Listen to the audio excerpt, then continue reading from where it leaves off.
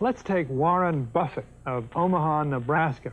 If you would put $10,000 in 1965 into his company, Berkshire Hathaway, you would have $1 million today.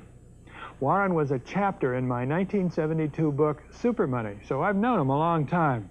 He learned his trade with Ben Graham, the original dean of security analysis at Columbia University.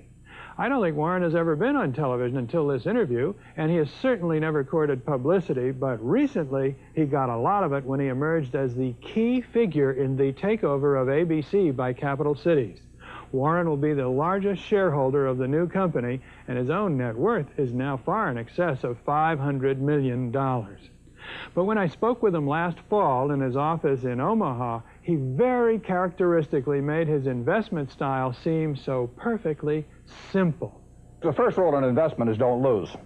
And the second rule in investment is don't forget the first rule, and that's all the rules there are. I mean, if you buy things for far below what they're worth and you buy a group of them, you basically don't lose money. Warren, what do you consider the most important quality for an investment manager? It's a temperamental quality, not an intellectual quality. You don't need tons of IQ in this business. I mean, you have to have enough IQ to get from here to downtown Omaha, but you do not have to be able to play three-dimensional chess or be in the top leagues in terms of bridge playing or something of the sort. You need a stable personality. You need a temperament that neither derives great pleasure from being with the crowd or against the crowd, because this is not a business where you take polls. It's a business where you think. And Ben Graham would say that you're not right or wrong because 1,000 people agree with you. And you're not right or wrong because 1,000 people disagree with you. You're right because your facts and your reasoning are right. Warren, what do you do that's different than 90% of the money managers who are in the market? Certainly most of the professional investors focus on what the stock is likely to do in the next year or two, and they have all kinds of arcane methods of approaching that, but they do not really think of themselves as owning a piece of a business. The real test of whether you're investing from a value standpoint or not is whether you care whether the stock market is open tomorrow. If you're making a good investment in a security, it shouldn't bother you if they close down the stock market for 5 years. All the ticker tells me is the price. Yeah. And I can look at the price occasionally to see whether the price is outlandishly cheap or outlandishly high, but prices don't tell me anything about a business. Business figures themselves tell me something about a business, but the price of a stock doesn't tell me anything about a business. I would rather value a stock or a business first and not even know the price, so that I'm not influenced by the price in establishing my valuation, and then look at the price later to see whether it's way out of line with what my value is. So Buffett chose to stay in this world, Omaha, Nebraska, where corn grows just minutes from downtown. Now, Omaha is a nice town, but nobody claims it's a world financial center. Here, the only thundering herd is actually on 4 feet. Don't you find Omaha a little bit off the beaten track for the investment world? Well, believe it or not, we get mail here, and we get periodicals, and we get all the facts needed to make decisions. And unlike Wall Street, you'll notice we don't have 50 people coming up and whispering in our ear that we should be doing this or that this afternoon. You appreciate the lack of stimulation here? I like the lack of stimulation. We get facts, not stimulation here. How can you stay away from Wall Street? Well, if I were on Wall Street, I'd probably be a lot poorer. You get overstimulated in Wall Street, and you hear lots of things, and you may shorten your focus, and a short focus is not conducive to long profits.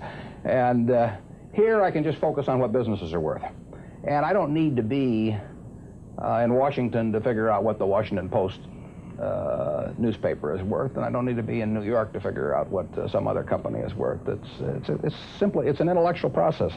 Well, and the less static there is in that intellectual process, really the better off you are. What is the intellectual process? The intellectual process is defining your area of competence in valuing businesses, and then within that area of competence, finding whatever sells at the cheapest price in relation to value. And there are all kinds of things I'm not competent to value, but there are a few that I am competent to value. Have you ever bought a technology company? No, I really haven't. In 30 years of investing, not one? I haven't understood any of them. So you haven't ever owned, for example, IBM? Never owned IBM. Marvelous company. I mean, a sensational company, but I haven't owned IBM. And so here is this technological revolution going on, and you're not going to be a participant. Gone right past me. Is that all right with you? It's okay with me. I don't have to make money in every game. I mean, I don't know what cocoa beans are going to do. I don't, there are all kinds of things I don't know about, and that may be too bad. But why should I know all about them? I haven't worked that hard on them. In the securities business, you literally every day have thousands of the major American corporations offered to you at a price that changes daily. And you don't have to make any decisions. You have to make, nothing is forced upon you. So there are no called strikes in the business. The pitcher just stands there and throws balls at you. And if you're playing real baseball and it's between the knees and the shoulders, you either swing or you get a strike called on you. If you get too many called on you, you're out. In the securities business, you sit there and they throw U.S. Steel at 25 and they throw General Motors at 68, and you don't have to swing at any of them. They may be wonderful pitches to swing at, but if you don't know enough, you don't have to swing. And you can sit there and watch thousands of pitches, and finally you get one right there where you want it, something that you understand, and then you swing. And so you might not swing for 6 months. You might not swing for 2 years. Isn't that boring? It would bore most people, and certainly boredom is a problem with most professional money managers. If they try to sit out an inning or two, not only do they get somewhat antsy, but their clients start yelling, "Swing, you bum!" from the stands, and that's very tough for people to do. Warren, your approach seems so simple. Why doesn't everybody do it? Well, I think partly because it is so simple. That the academics, for example, focus on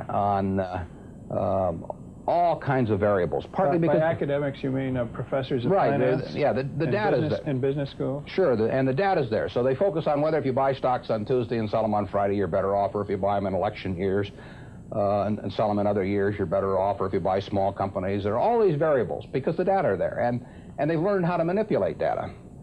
And as a friend of mine says, to a man with a hammer, everything looks like a nail. And once you have these skills, you just are dying to utilize them in some way, but they aren't important. If I were being asked to participate in a business opportunity, would it make any difference to me whether I bought it on a Tuesday or a Saturday or an election year or something? It's not what a businessman thinks about in buying businesses. So why think about it when buying stocks? Because stocks are just pieces of businesses.